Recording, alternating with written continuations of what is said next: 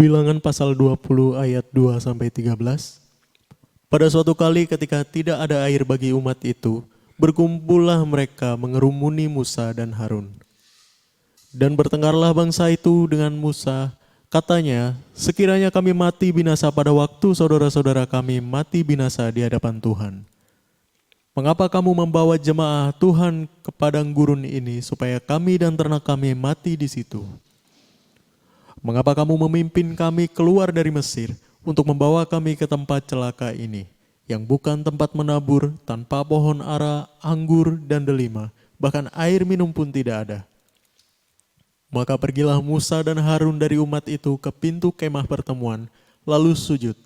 Kemudian tampaklah kemuliaan Tuhan kepada mereka.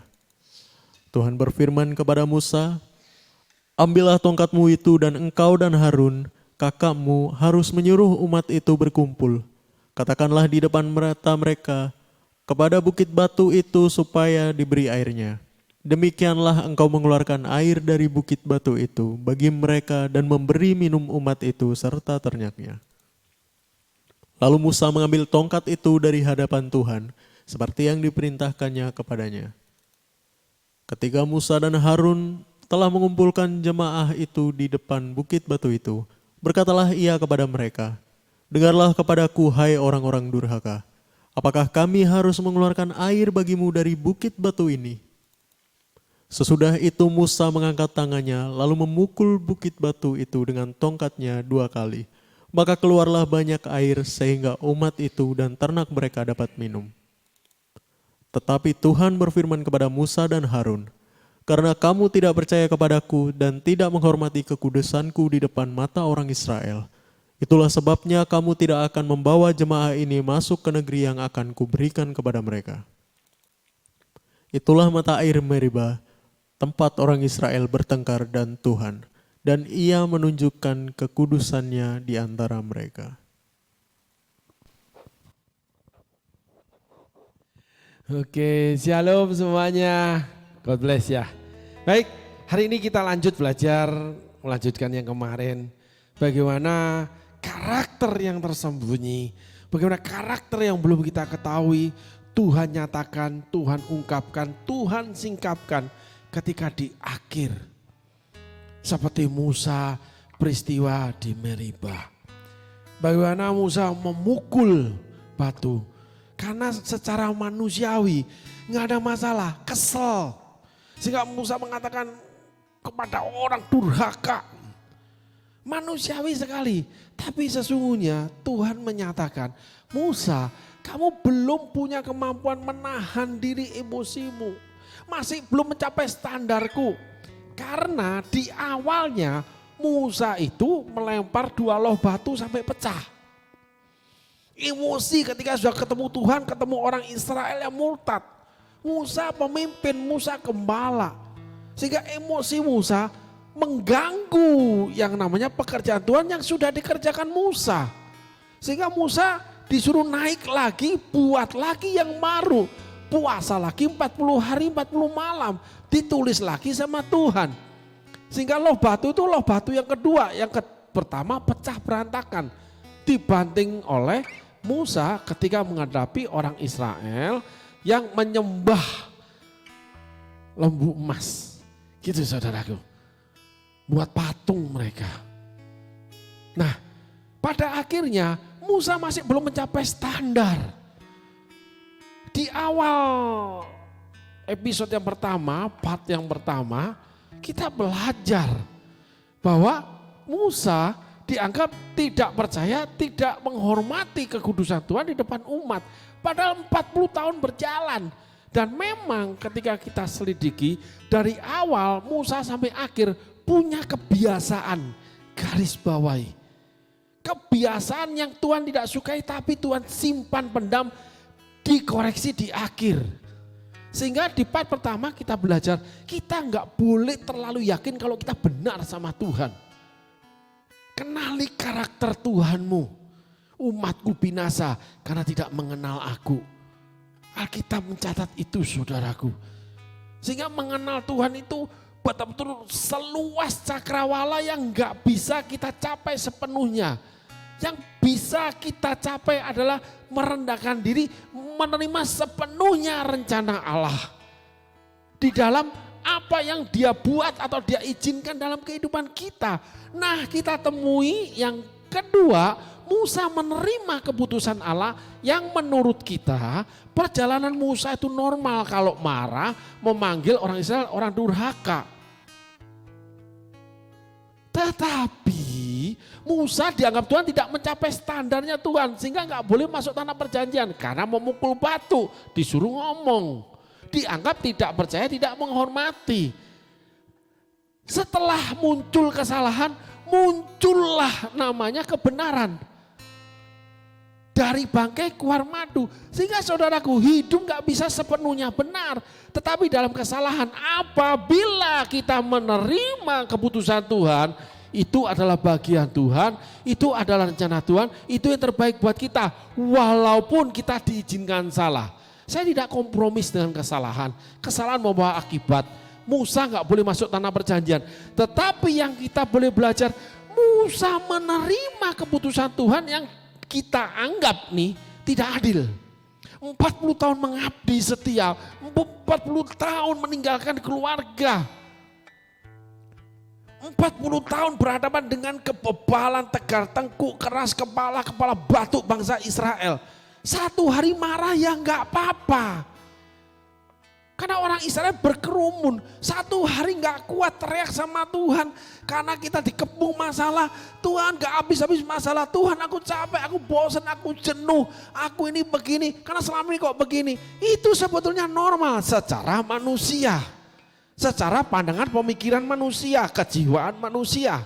Tetapi ada satu sisi indah apabila Roh Kudus ungkapkan dari bangkai keluarlah madu. Ketika Musa diuji, Musa gagal dalam kesabaran. Tetapi dalam kegagalan Musa ada satu rapot nilai yang lain. Musa menerima keputusan ketidakadilan Allah terhadap dirinya. Bagaimana Musa itu sangat rendah hati sama Tuhan. Walaupun disalahkan, walaupun dia itu udah setia, walaupun mestinya yang gak masalah, tapi dia terima keputusan Tuhan. Itulah rendah hati sejati sebagai hambanya. Kerendahan hati sebagai pengikut Tuhan. Kerendahan hati sebagai anak-anak Tuhan. Di perlakuan apa aja, yes, legowo, nerimo. Itu yang kita pelajari dari Musa. Pada tulisan yang lain diceritakan Musa dibawa naik ke Gunung Nebo. Lalu suruh lihat seluruh tanah perjanjian. Setelah itu Musa dibawa pulang. Musa tidak ngomel. Dan ada lagi yang kedua, anak-anak Musa tidak jadikan pemimpin seperti Musa. Musa tidak menuntut Tuhan. Musa menerima segala keputusan Tuhan. Hari ini kita belajar dua perkara. Yang pertama perkara, Tuhan menyimpan karakter Musa yang tidak baik di hadapan Tuhan, yaitu kamu tidak percaya dan tidak menghormati kekudusanku di hadapan umatku. Lalu Musa mendapat hukuman Tuhan, tidak boleh masuk tanah perjanjian. Tetapi dari karya Allah itu muncullah, dari kegagalan saudara, dari kesalahan saudara, proses berjalan menjalani hukuman Tuhan, menjalani akibat dari persoalan yang saudara kerjakan, kesalahan yang saudara sudah lakukan. Di sana akan muncul buah-buah roh. Itulah hebatnya Tuhan, itulah ajaibnya Tuhan, mujizat karakter Tuhan, perilaku Tuhan di dalam kehidupan kita bagi anak-anaknya, orang-orang percaya akan muncul buah-buah kebenaran. Musa muncul kerendahan hati, menerima legowo keputusan Allah yang menyalahkan dia, yang memberikan hukuman tidak boleh menerima tanah perjanjian. Ada orang-orang punya karakter seperti Musa. Sehingga teman-teman dimanapun berada, ketika kau merasa mendapatkan akibat dari kesalahanmu, atau orang berbicara itu adalah penghukuman Allah karena kamu punya karakter yang buruk, ingatlah Allah menguji kamu. Tetapi ketika kamu menerima dengan legowo, itulah buah-buah yang dikerjakan oleh Roh Kudus, buah-buah roh, yaitu kerendahan hati di hadapan Tuhan. Itulah proses perjalanan hidup bersama Tuhan. Itulah cara kita mengenal Tuhan. Itulah cara kita mengenal diri kita di hadapan Tuhan. Apapun yang Tuhan kerjakan itu adalah penyataan, itu adalah ungkapan bagaimana Allah memperlakukan kita sebagai anak-anaknya. Bagaimana Allah mempertontonkan kepada kita karena kita anak-anak Allah. Sehingga Allah selalu memperbaharui, memperbaiki segala sesuatunya. Tetapi akibat segala kesalahan tetap mengandung hukuman. Tapi dalam hukuman ada kasih karunia anugerah. Di mana Allah menyatakan roh yang di dalam kita, roh yang menaungi Musa, roh yang menuntun Musa menyatakan bahwa Musa sudah berbuahkan kerendahan hati di hadapan Allah. Amin saudaraku. Baik, mari kita tengok ayat selanjutnya yaitu ayat 3. Setelah bangsa Israel berkumpul ketika masalah mengerumuni kita dan bertengkarlah bangsa itu dengan Musa. Kita fight dengan masalah. Katanya, sekiranya kami mati binasa pada waktu saudara-saudara kami mati binasa di hadapan Tuhan.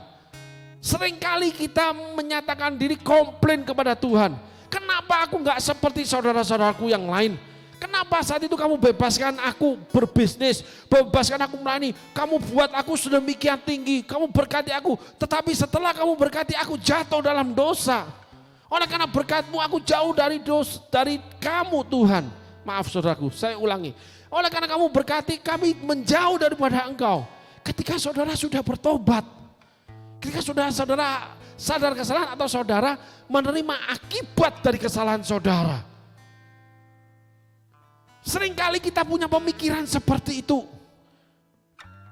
Ketika masalah berkerumun, ketika masalah mendatangi kita demikian banyaknya, akibat daripada ketidakmampuan kita menangani keberhasilan. Karena setiap keberhasilan membutuhkan penopang keberhasilan yang baru. Ingat saudaraku, setiap kesuksesan membutuhkan penopang untuk menopang kesuksesan yang baru. Segala sesuatu semakin tinggi harus semakin kuat fondasinya. Semakin dipakai harus semakin kuat rohaninya. Semakin dekat dengan Tuhan, semakin membicarakan Alkitab dan sebagainya. Semakin diberkati harus semakin rendah hati. Semakin mengalah, nggak boleh sombong, nggak boleh ini itu, semua tercatat di Alkitab. Sehingga jangan inginkan keberhasilan, inginkan berjalan bersama Tuhan dalam keberhasilan yang Tuhan berikan. Bangsa Israel komplain sama Tuhan. Kenapa waktu itu nggak kami mati? Sama-sama saudara kami mati di hadapan Tuhan. Kenapa kamu nggak berikan ini dari dulu? Kenapa sekarang ketika aku udah usia seperti ini? Ketika aku sudah berhasil kamu jatuhkan aku lagi. Kamu izinkan aku jatuh lagi. Kenapa ketika aku dipakai kamu izinkan aku mengalami hal seperti ini? Semua jadi pertanyaan-pertanyaan. Tapi bersifatkan komplain saudaraku. Menurut manusia itu normal. Tapi ingat kisah Musa ini. Sebenarnya Tuhan memakai hal itu sebagai ujian buat saudara. Menyatakan kekurangan karakter saudara. Tetapi dari ujian yang dia izinkan mendatangi saudara akan juga menyatakan buah-buah roh di dalam saudara. Sehingga hidup itu berjalan di dalam hawa nafsu daging atau penuh dengan roh. Takluk di dalam hawa nafsu daging atau takluk dalam perintah roh. Anak-anak Allah adalah orang-orang dipimpin oleh roh Allah. Nah disitulah kita nggak bisa selalu dipimpin roh Allah. Nanti kita pelajari lebih lanjut di dalam pelajaran kepenuhan Roh Kudus. Namun di dalam tidak penuhnya kita dengan Roh Kudus, ketika kita menghadapi masalah, ketika kita jauh dari Tuhan karena kita sendiri sedang bermasalah, kita sedang diberkati, kita sedang dipakai, kita sedang tidak diberkati, kita sedang berdosa. Di situ Tuhan akan ungkapkan saudara. Ketika saudara mencari Tuhan, Musa mencari Tuhan. Musa dan Harun menghadap Tuhan. Dan Tuhan berikan jalan keluar. Buat masalah, tetapi saudara dianggap yang bermasalah. Saudara pahami ini dulu. Ketika masalah mendatangi kita, Tuhan berikan jalan untuk membereskan masalah, tetapi yang Tuhan angkat, kita sebetulnya yang bermasalah. Orang kawin cerai, yang masalah bukan yang dia kawinin, dia ceraiin, dia yang bermasalah. Orang yang gagal, bangun lagi, gagal lagi, bangun lagi, gagal lagi, sebetulnya bukan kegagalan itu yang bermasalah dianya yang gagal. Entah itu bisnis, entah itu pelayanan, entah pernikahan, entah hubungan dengan satu anak dengan anak yang lain. Selalu gagal, berarti yang gagal itu kita. Yang masalah itu kita, bukan masalahnya. Masalah itu cuman akibat dari kitanya. Sehingga ketika kita mendekat atau menjauh dari Tuhan, itu hanya akibat. Bukan kita sedang diberkati, bukan kita sedang tidak diberkati. Bukan kita sedang dipakai atau kita sedang dihukum Tuhan. Bukan kita waktu benar atau waktu kita berdosa. Sesungguhnya yang bermasalah hati kita. Namun di dalam masalah itu saudara harus ingat bagaimana karakter Tuhan menyatakan salah satunya buah-buah roh dari Musa. Di mana Musa legowo menerima keputusan Tuhan. Karena diawali Musa dan Harun menghadap Tuhan. Sehingga hari ini kita belajar mengambil kesimpulan. Apapun yang terjadi, mau diberkati, mau tidak, mau sedang benar, mau sedang berdosa, mau sedang gagal, mau sedang sukses. Yang penting cuma satu, ada masalah, tidak ada masalah. Ada yang mengerumuni kita dengan masalah atau mengerumuni kita dengan tidak masalah. Kita harus tetap menghadap Tuhan. Karena Tuhan akan memberikan solusi. Tapi ingat, ada satu hal yang Tuhan kerjakan. Tuhan akan menilai kita yang bermasalah atau tidak. Amin saudaraku. Tuhan Yesus berkati. Terima kasih.